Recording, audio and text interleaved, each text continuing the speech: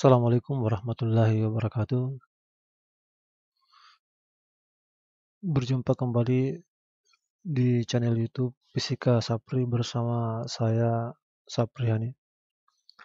Pada kesempatan hari ini kita akan belajar tentang termodinamika yang merupakan materi bagian yang kedua, di mana termodinamika ini merupakan materi fisika kelas 11 SMA. Pada pembahasan kita kali ini, kita akan fokus membahas tentang hukum 1 termodinamika dan kapasitas kalor gas.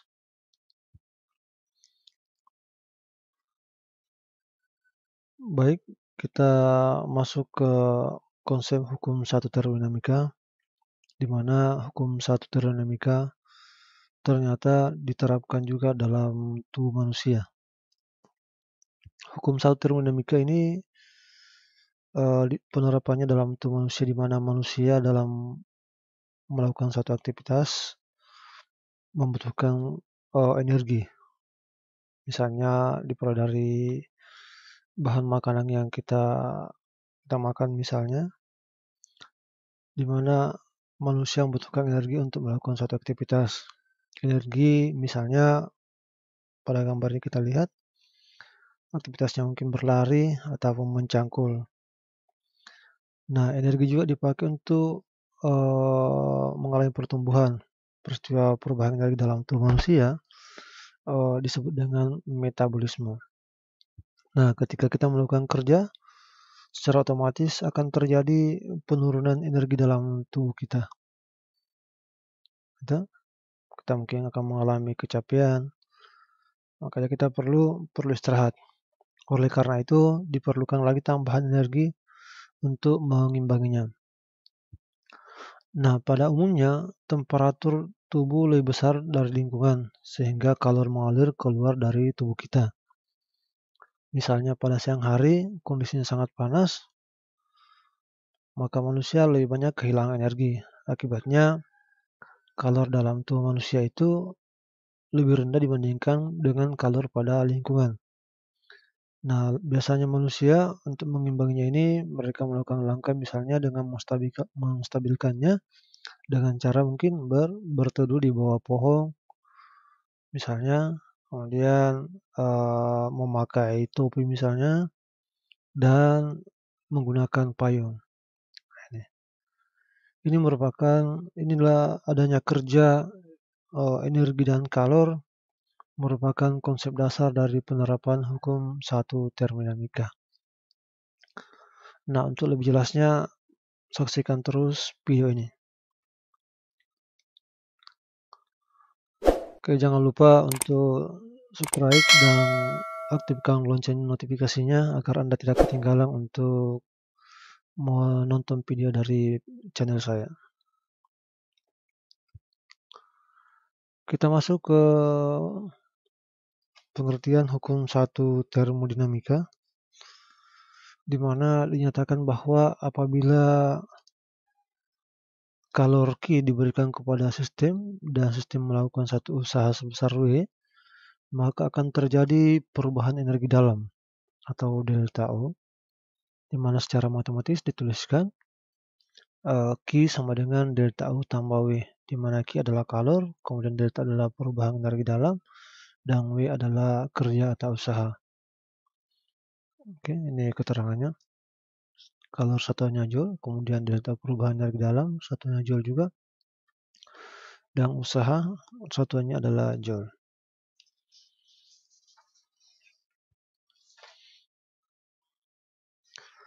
Nah, bagaimana interaksi sistem dan lingkungan? Jadi pengertian sistem dan lingkungan saya sudah bahas di bagian yang pertama. Nanti kalian bisa tonton kembali pengertiannya dan contohnya juga di bagian yang pertama. Kita lihat ada sistem dan lingkungan, bagaimana interaksinya. Jika sistem menerima kalor dari lingkungan, maka nilai Q-nya atau kalornya adalah positif. Nah, sebaliknya jika sistem melepaskan kalor, maka nilai Q-nya adalah negatif. Ini adalah tandanya. Sudah jelas ini. Kemudian jika sistem melakukan usaha, jika sistem dikenai usaha dari lingkungan ini contohnya menuju ke sistem, maka usahanya adalah negatif. Kemudian jika sistem melakukan usaha kepada lingkungan, maka usahanya atau W-nya adalah positif. Oke, inilah interaksi antara sistem dan lingkungan.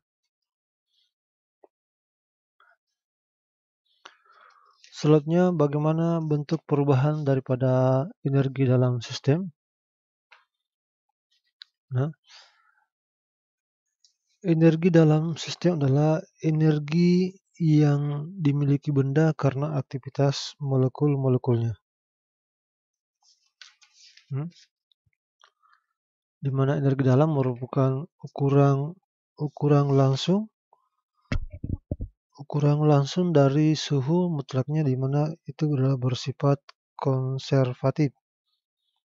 Artinya bahwa energi dalam hanya bergantung pada keadaan awal dan keadaan akhirnya, dan tidak bergantung pada bagaimana prosesnya dari keadaan sistem itu berubah. Dikatakan bersifat konservatif. Nah, berapa besarnya perubahan energi dalam tergantung pada jenis gasnya. Jika gasnya adalah gas monoatomik, misalnya helium, neon, dan argon, maka besar perubahan energi dalamnya adalah delta U sama dengan 3/2 NK kali delta T. Bisa juga 3/2 N kali R kali delta T, atau bisa juga 3/2 delta V kali delta V, tekanan kali volume. Jadi ada jumlah molekul, kemudian perubahan suhu delta T, kemudian konstanta molekul gas, kemudian ini P adalah tekanan, kemudian ini adalah volume. Sedangkan delta adalah perubahan energi dalamnya. Sekali lagi, jika energi dalamnya adalah gas monoatomik. Nah, bagaimana jika untuk gas diatomik? Untuk gas diatomik, misalnya oksigen, maka besar perubahan energi dalamnya adalah delta U sama dengan 5/2 N kali K kali delta T, atau bisa juga 5/2 N kali R kali delta T. Jadi besarnya perubahan energi dalam untuk gas baik monoatomik maupun diatomik.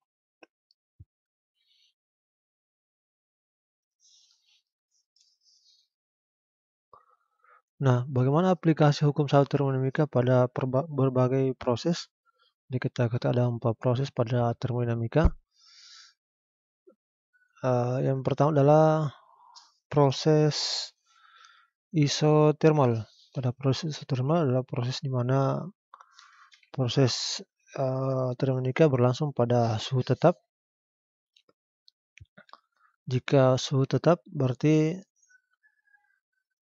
delta T-nya sama 0, pada suhu tetapnya tidak ada perubahan suhunya, sehingga besar perubahan energi dalamnya adalah tadi itu sebelum pada slide pertama, slide sebelumnya 3/2 N kali R kali delta T, di mana delta T-nya adalah 0, sehingga delta U-nya sama dengan 0. Sekali lagi, jadi ini delta T sama dengan 0, kita kalikan 0, maka hasilnya delta U sama dengan 0. Kita masukkan persamaan pertama tadi, persamaan hukum satu termodinamika. Q sama dengan delta U tambah W, di mana delta U sama 0, berarti 0 tambah W, berarti besarnya Q adalah W itu sendiri. Jadi besarnya kalor sama dengan usahanya, atau sebesar N kali R kali T ln P2 per P1. Ini adalah besar usaha pada proses isotermal ini. Anda bisa perhatikan, sekali lagi Anda bisa lihat pada proses isotermal pada video yang pertama. Kemudian proses isokorik. Proses isokorik di mana proses ini berlangsung pada tekanan tetap. Pada tekanan tetap berarti isokorik pada volume tetap. Isokorik pada volume tetap, delta V sama dengan 0, volume tetap. Berdasarkan persamaan usaha, W sama dengan P kali delta V, berarti delta P-nya sama dengan 0, berarti W-nya sama dengan 0. Kita masukkan persamaan hukum 1. Q sama dengan delta U tambah W, jadi W ini kita ganti dengan 0, berarti Q sama dengan delta U. Nah, delta U itu sebesar N kali R kali delta T. Kita lanjut ke proses berikutnya adalah proses isobarik yang berlangsung pada tekanan tetap. Pada proses ini, delta P sama dengan 0 karena tekanannya tetap. Berdasarkan persamaan energi dalam, 3/2 V kali delta P. Delta P sama dengan 0, berarti kita masukkan di persamaan hukum 1. Kembali ke hukum 1 termodinamika, Q sama dengan delta U tambah W. Kita ganti 3/2 V delta P, kemudian W-nya kita ganti dengan V delta P, persamaan usaha pada termodinamika. Kemudian Q sama dengan kita masukkan ini, supaya kita jumlahkan ini koefisiennya, maka ini harus disamakan dengan ini penyebut 2, berarti 2/2. Ini 2/2 kan 1, jadi sama saja. Jadi 3/2 P delta P tambah 2/2 P delta P. Kita jumlahkan 3 tambah 2 sama dengan 5, berarti 5/2 P delta P. Jadi inilah besar kalor yang diperlukan pada proses isobarik. Selanjutnya pada proses adiabatik. Pada proses adiabatik tidak terjadi adanya interaksi antara kalor dan lingkungan, baik aliran kalornya maupun perpindahan materinya, berarti secara otomatis Q adalah 0. Kita masukkan ke persamaan hukum 1 termo, Q sama dengan delta U tambah W, berarti Q-nya kita ganti dengan 0, berarti W sama dengan minus delta U, pindah ke ruas kiri menjadi minus delta U. Nah, berarti W sama dengan delta U sama dengan 3/2 N kali R kali delta T. Kita masukkan minusnya karena minus delta U. Nah, berarti, atau bisa juga dengan minus 3/2 NR delta T, berarti T2 kurang T1 ada perubahan suhunya.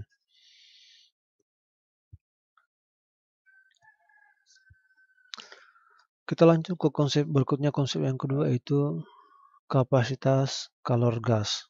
Apa itu kapasitas kalor gas? Jadi ada kalor jenis, ada kapasitas kalor.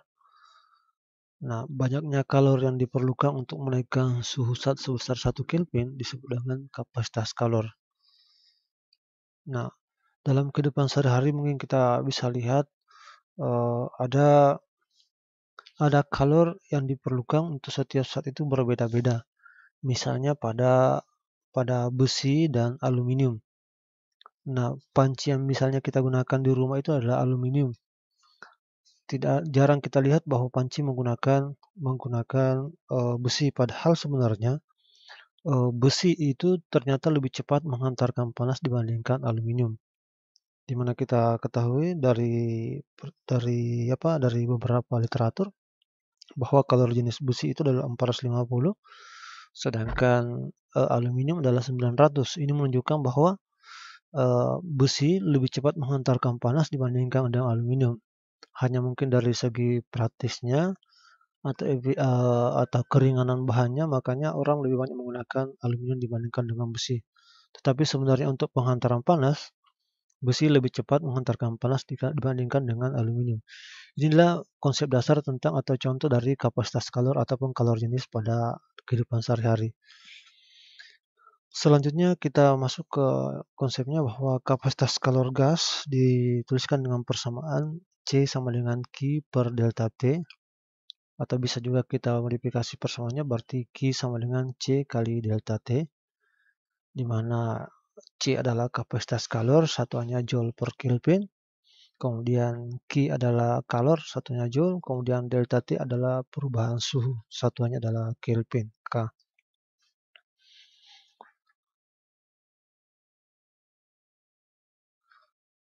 Nah, ada beberapa macam kalor pada kapasitas kalor gas.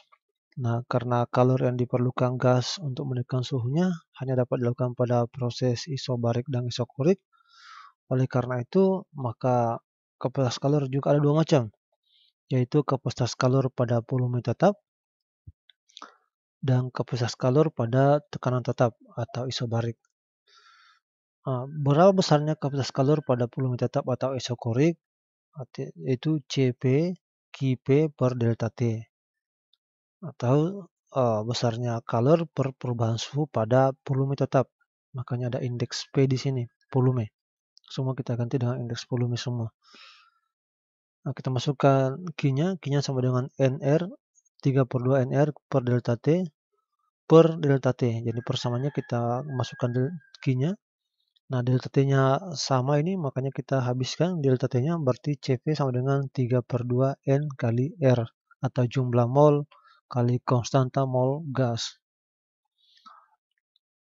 Sedangkan kapasitas kalor pada tekanan tetap atau pada proses isobarik, Cp ini kita ganti indeks P-nya, tadi volume, sekarang tekanan, Cp per sama dengan Qp per delta T. Kita masukkan persamaannya, Cp, kita ganti Q-nya dengan 5/2 V kali delta V per delta T. Hasilnya adalah 5/2 NR. Nah, bingung ini kenapa langsung muncul NR-nya. Nah, NR ini muncul dari persamaan gas ideal. Anda bisa perhatikan pada materi teori kinetik gas. Persamaan umum gas ideal P kali delta V sama dengan NR kali delta T.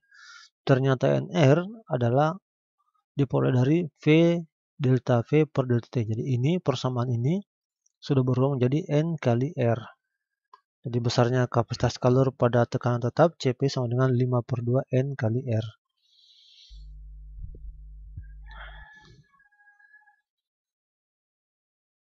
Nah, bagaimana hubungan antara kapasitas kalor pada tekanan tetap dan pada volume tetap atau Cp dan Cv? Kapasitas kalor pada volume tekanan tetap dan kapasitas kalor pada volume tetap, Cp kurang Cv sama dengan 5/2 NR dari slide sebelumnya ini, kurang 3/2 N kali R. Nah, tinggal kita habiskan di atas ini, kita kurangi 5 kurang 3 sama dengan 2, karena kebetulan R-nya sama, berarti 2/2 N kali R, berarti Cp kurang Cv sama dengan N kali R. Inilah hubungan antara kapasitas kalor tekanan tetap dan kapasitas kalor pada tekanan volume tetap. Nah, nilai kapasitas kalor untuk gas monoatomik, Cp sama dengan 5/2 NR, kemudian Cv-nya adalah 3/2 NR. Ini untuk gas monoatomik. Sedangkan kapasitas kalor pada gas diatomiknya, Cp-nya 7/2 NR dan Cv-nya adalah 5/2 N kali R. Saya ulangi, N adalah jumlah mol, kemudian R adalah konstanta gas umum. Ini saya ulangi, Anda bisa lihat di literatur tentang teori kinetik gas. Nah, sebelumnya kita sudah bahas tentang tetapan Laplace pada proses adiabatik di konsep termodinamika bagian pertama di video saya. Besarnya tetapan Laplace adalah perbandingan antara Cv kali per Cv. Kapasitas kalor pada tekanan tetap per kapasitas kalor pada volume tetap. Berarti 5/2 NR per 3/2 NR, berarti NR-nya habis, tinggal 5/3 sama dengan 1,67. Jadi besarnya tetapan Laplace pada gas monoatomik sebesar 1,67.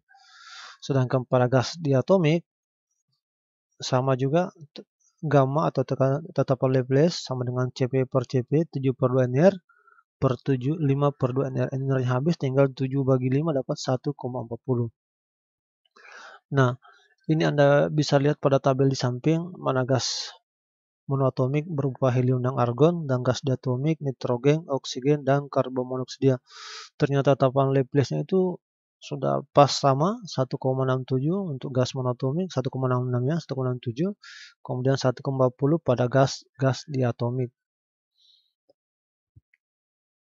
Kita lanjut ke pembahasan dan contoh soalnya. Kita bahas bersama-sama.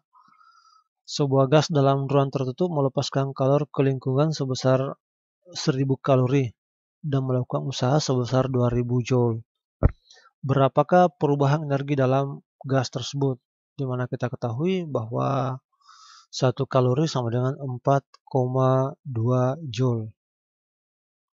Ya, dirubah satunya dari kalori ke joule.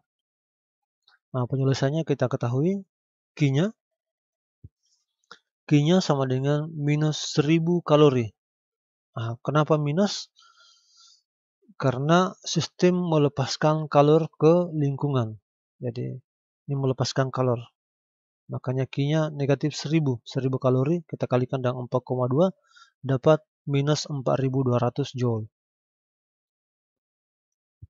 Kemudian W-nya 2000 joule. W-nya positif karena sistem melakukan usaha sebesar 2000 joule. Berapa perubahan energi dalamnya atau delta U-nya? Delta U sama dengan persamaan dasar tentang ini persamaan dasar di akun 1 termo. Sebenarnya dasarnya adalah Q sama dengan delta U tambah W. Tapi karena ditanyakan adalah delta U, berarti delta U sama dengan Q kurang W. Ya, dimodifikasi rumusnya, delta U kurang Q sama dengan Q kurang W. Kita masukkan Q-nya adalah minus 4200 kurang, di persennya kurang 2000. Nah, berarti delta U sama dengan minus 6200. Nah, perubahan energi dalam tandanya adalah minus, berarti menunjukkan bahwa terjadi perubahan penurunan energi dalam pada sistem tersebut. Itu sebesar 6200. Kita masuk ke contoh soal yang kedua. Ini, hitunglah perubahan energi dalam gas jika bagian A, gas mengeluarkan 1800 kalori pada volume tetap. Kemudian bagian B, gas menerima 1600 kalori dan melakukan usaha sebesar 1200 joule. Kemudian bagian C, gas melepaskan 450 kalori dan dikenai usaha sebesar 900 joule. Nah, penyelesaiannya kita ketahui Q sama dengan minus 1800. Q-nya karena sistem melepaskan kalor. Sekali lagi, mengeluarkan atau melepaskan kalor sebesar 1800 berarti minus. Kemudian volumenya tetap, berarti delta P sama dengan 0. Nah, tidak ada perubahan volume, berarti delta U sama dengan Q kurang W. Q kurang W berarti kalau delta P sama 0 berarti tidak ada usahanya. W sama dengan P kali delta P, berarti usahanya sama dengan 0, W sama dengan 0, berarti delta U sama dengan minus 1800 kalori. Nah, kita kalikan dengan 4,2 tadi. Kita kalikan dengan 4,2, maka kita peroleh 7560 joule. 1800 kali 4,2. Kita lanjut ke bagian B. Nah, Q menerima kalor, berarti Q sama dengan positif. Karena sistem menerima kalor, berarti 1600 kali 4,2 dapat 6720 joule. Kemudian melakukan usaha, berarti positif. W sama dengan positif 1200 joule. Nah, perubahan energi dalamnya, saya ulangi, delta U sama dengan Q kurang W. Q kurang W, berarti Q-nya 6720, kemudian W-nya kurang ya, karena tanda kurang maka kurang juga.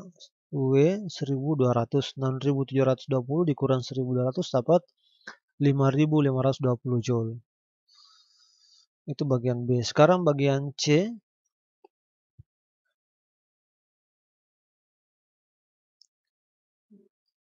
Kita lihat sambungan penyelesaiannya untuk bagian C. Nah, diketahui Q sama dengan 450 kalori karena sistem melepaskan kalor. Makanya minus 450 dikalikan dengan 4,2 dapat 1890 joule minus 1890. Kemudian sistem dikenai usaha sebesar 900 joule, makanya dia minus 900 joule. Perubahan dari dalamnya delta U sama dengan Q kurang W. Kita masukkan Q-nya minus 1800 dikurang, ini kurang, kemudian W-nya minus 19, makanya dalam kurung minus 900. Berarti delta U sama dengan minus 1890 kurang kali kurang menjadi tambah ini positif, minus kali minus positif, positif 900, minus 1890 tambah 900 dapat 990 Joule. Artinya delta U sama dengan minus menunjukkan bahwa sistem mengalami penurunan energi dalam. Kita lanjut ke contoh soal yang ketiga supaya lebih paham lagi. Gas hidrogen dipanaskan dari suhu 300 Kelvin sampai 312 Kelvin dalam bejana yang bebas hingga memuai, di mana kalor yang dibutuhkan dalam proses ini sebesar 24 kJ kilojoule. Tentukan kapasitas kalor hidrogen. Jadi kita masuk ke konsep kapasitas kalor. Nah, perubahan suhunya, suhu awalnya 300, suhu akhirnya 312, berarti terjadi perubahan suhu 312 dikurang 300 dapat 12 Kelvin. Kemudian kalor, nah kalor pada tekanan tetap Qp ya, 24 kJ kilojoule, 24 kali 1000, 24.000 joule. Nah, tanyakan kapasitas kalor pada tekanan tetap Cp-nya. Cp sama dengan Qp per delta T. Qp-nya adalah 24.000 per 12. Delta T-nya 12. Berarti 2000 Joule per Kelvin. Jadi kapasitas kalor hidrogen sebesar 2000 Joule per Kelvin.